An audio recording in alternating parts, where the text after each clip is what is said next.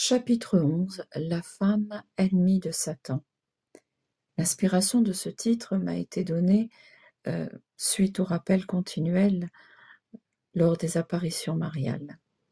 Ainsi, Satan est fort, il est très actif, il est toujours aux aguets, il agit lorsque diminue la prière.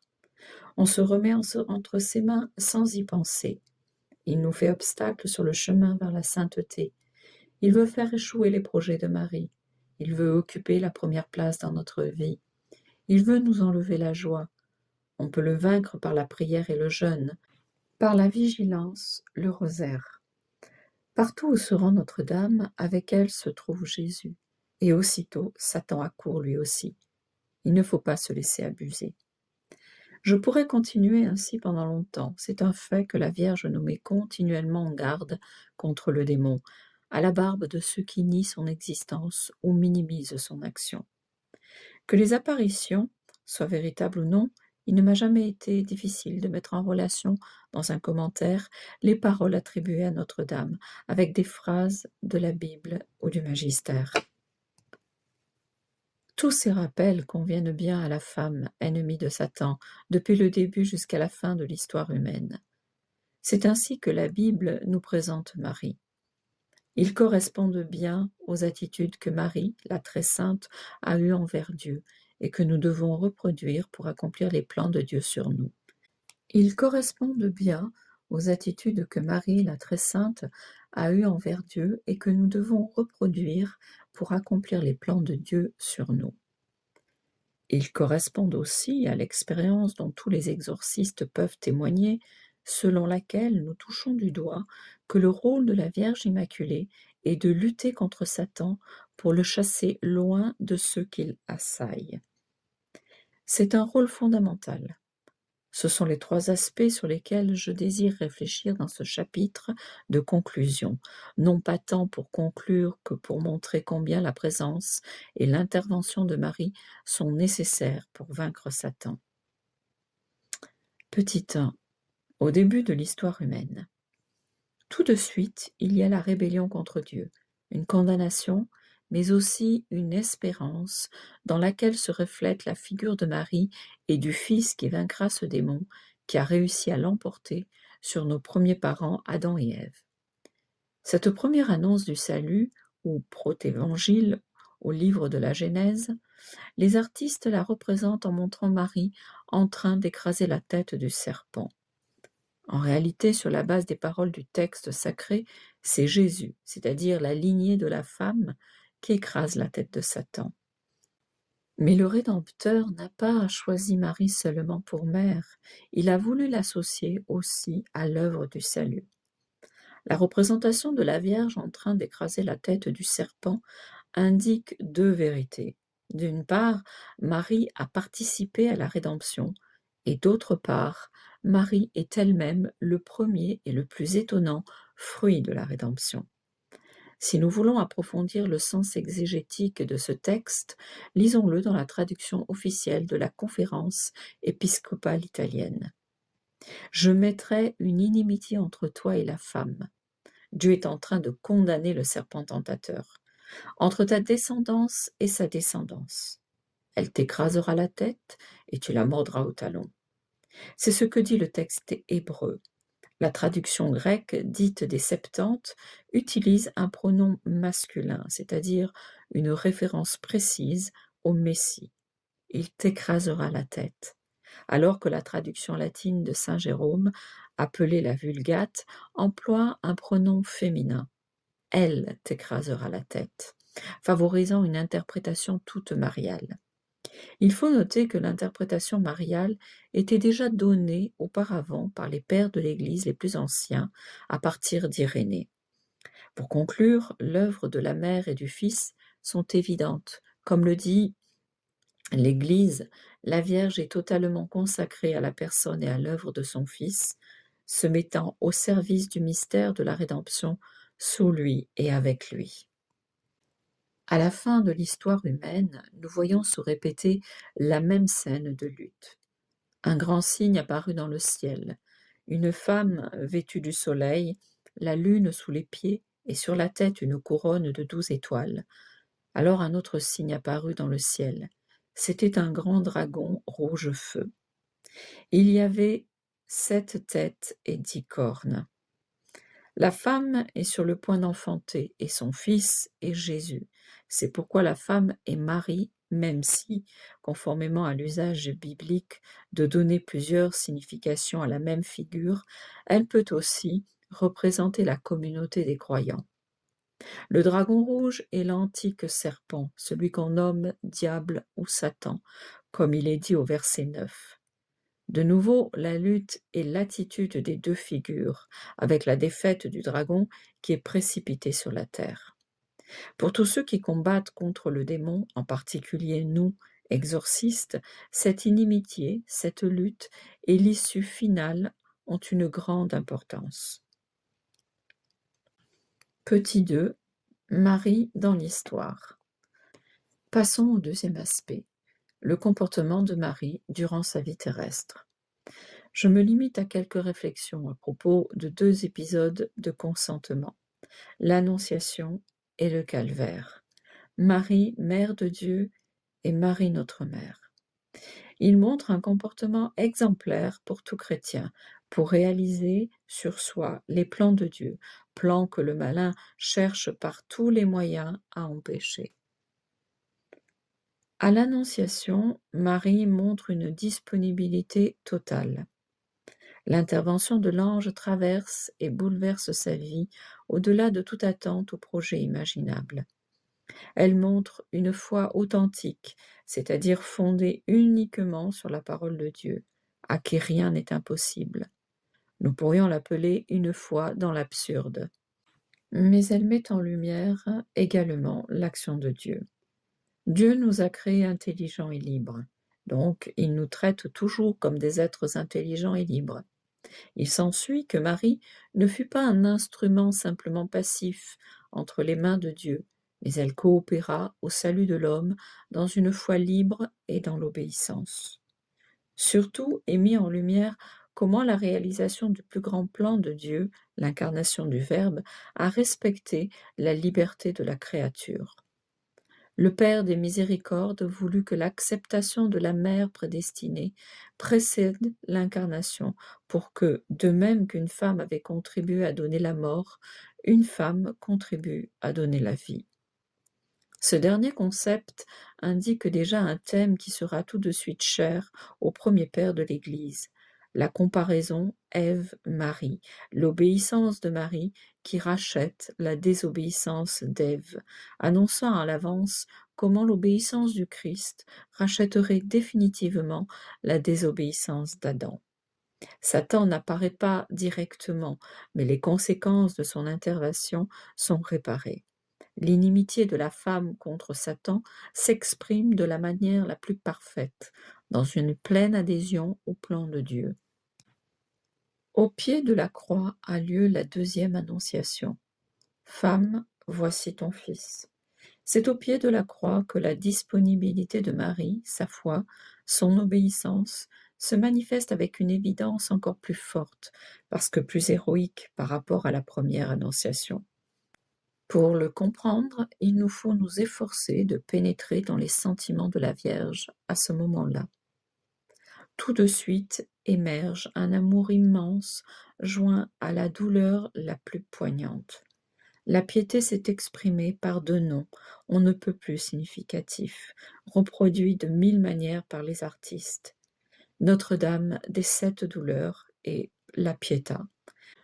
Je ne m'y étendrai pas parce que, à ce sentiment qui est évident, on peut en ajouter 3 autres, très importants pour Marie et pour nous, que je tiens à développer.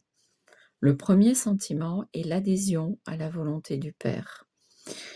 L'Église emploie une expression toute neuve, très efficace, lorsqu'on nous dit que Marie, au pied de la croix, était amoureusement consentante à l'immolation de son Fils.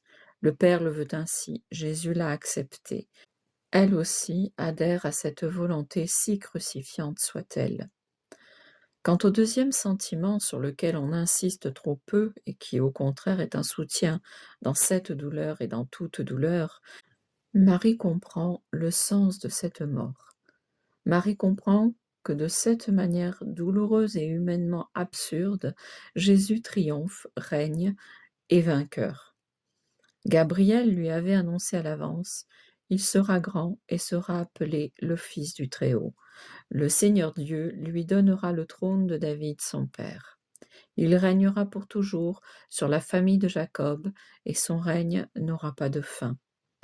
Eh bien, Marie comprend que c'est véritablement ainsi, par cette mort sur la croix, que se réalisent ces prophéties grandioses. Les voies de Dieu ne sont pas nos voies, et encore moins les voies de Satan. Je te donnerai la gloire de ces royaumes, si tu m'adores. Le troisième sentiment qui couronne tous les autres est la gratitude. Marie voit se réaliser ainsi la rédemption de toute l'humanité, y compris la sienne, qui lui a été appliquée préventivement. C'est par cette mort atroce qu'elle est toujours vierge, immaculée, mère de Dieu et notre mère. Merci mon Dieu. C'est par cette mort que toutes les générations la diront bienheureuse, qu'elle est la reine du ciel et de la terre, qu'elle est la médiatrice de toute grâce. Elle, l'humble servante de Dieu, a été faite la plus grande de toutes les créatures depuis cette mort. Merci Seigneur. Et nous tous, ses enfants, nous regardons maintenant vers le ciel avec confiance et certitude. Le paradis est ouvert et le démon a été définitivement vaincu grâce à cette mort. Merci Seigneur. À chaque fois que nous regardons un crucifix, je crois que la première parole à dire est merci. C'est par ces sentiments de pleine adhésion à la volonté du Père, de compréhension du prix de la souffrance, de foi en la victoire du Christ à travers la croix, que chacun de nous trouve la force de vaincre Satan et de s'en libérer s'il est tombé en son pouvoir. Petit 3. Marie contre Satan. Venons-en au sujet qui nous intéresse plus directement et qui ne peut se comprendre qu'à la lumière de ce qui vient d'être dit. Pourquoi Marie est-elle si puissante contre le démon? Pourquoi le malin tremble-t-il et fuit-il devant la Vierge? Jusqu'ici, nous en avons exposé les raisons doctrinales. À présent, il est temps de dire quelque chose de plus immédiat qui reflète l'expérience de tous les exorcistes. Je commence précisément avec l'apologie de la Vierge que le démon lui-même a été contraint de faire. Contraint par Dieu, il a mieux parlé que n'importe quel prédicateur. En 1823, à Ariano Irpino, Avellino en Italie, deux célèbres prédicateurs dominicains, le père Cassiti et le père Pignatora, ont été invités à exorciser un jeune garçon. À l'époque, on discutait encore entre théologiens sur la vérité de l'Immaculée Conception, qui sera ensuite proclamée dogme de foi 31 ans plus tard, en 1854. En effet, les deux religieux imposèrent au démon de démontrer que Marie est immaculée, et de plus, ils lui enjoignirent de le faire au moyen d'un sonnet, une poésie de 14 vers décasyllabiques à rime obligatoire. On notera que le possédé était un enfant de 12 ans et analphabète. Aussitôt, Satan prononça ces vers.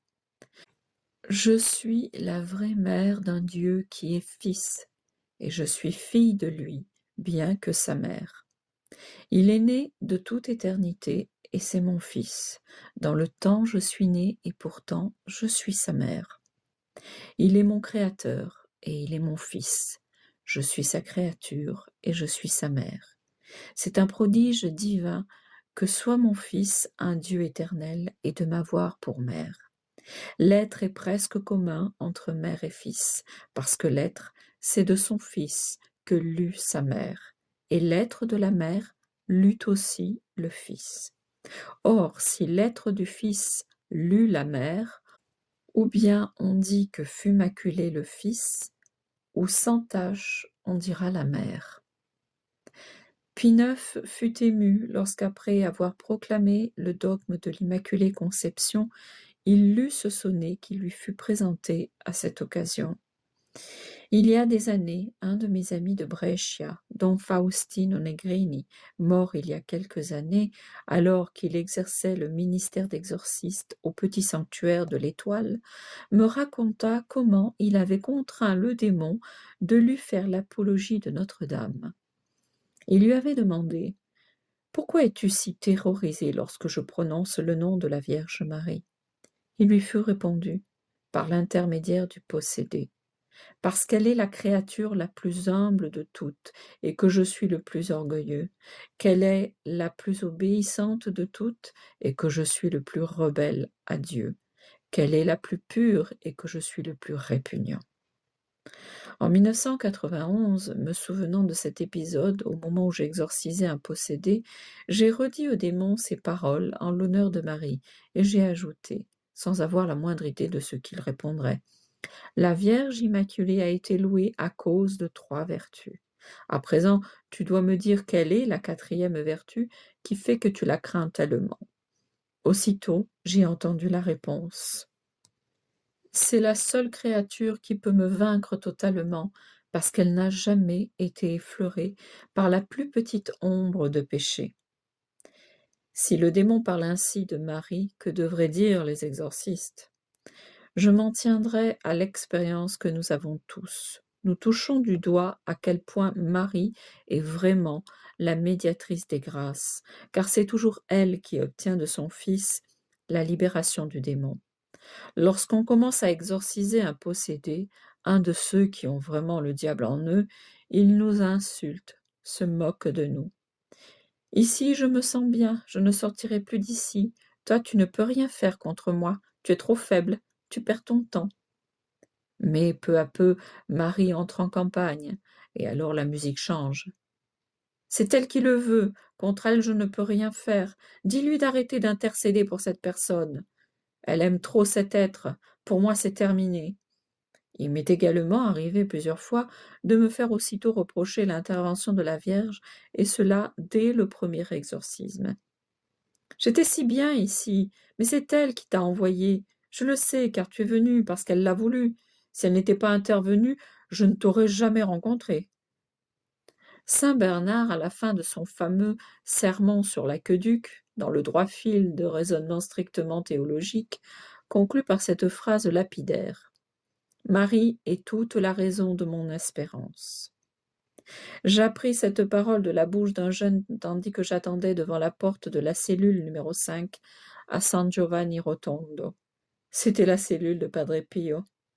J'ai ensuite voulu étudier le contexte de cette expression, qui au premier abord pouvait paraître simplement dévotionnelle. Et j'en ai goûté la profondeur, la vérité, la rencontre entre doctrine et expérience concrète. C'est pourquoi je la redis volontiers à tous ceux qui sont découragés ou désespérés, comme cela est souvent le cas chez ceux qui sont atteints de troubles maléfiques. Marie est toute la raison de mon espérance. Par elle nous vient Jésus, et de Jésus nous vient tout le bien. C'est là le dessein du Père, un dessein qui ne change pas. Toute grâce passe par les mains de Marie, qui nous obtient cette effusion de l'Esprit Saint qui libère, console, réjouit. Saint Bernard n'hésite pas à exprimer ses concepts par une affirmation vigoureuse qui est le sommet de tout son discours et qui inspirera la fameuse prière de Dante à la Vierge. Vénérons Marie avec tout l'élan de notre cœur, de notre affection, de nos désirs. Ainsi le veut celui qui a été établi, que nous recevrions tout par l'intermédiaire de Marie.